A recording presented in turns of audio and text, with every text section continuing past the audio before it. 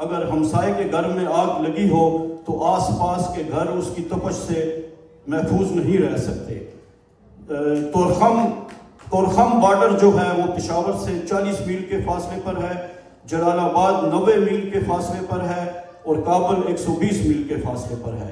और अगर आपके हमसाये में 20 बरस तक आसमान से मुसलसल आतिश व आहन बरसता रहे तो आप कैसे उससे अपनी तवज्जो हटा सकते हैं? आप कैसे उस पर तवज्जो नहीं दे सकते?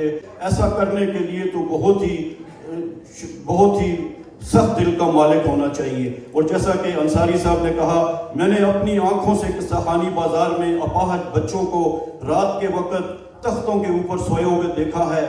तो आप कैसे इन मनाजिर से अपनी आंखें चुरा सकते हैं?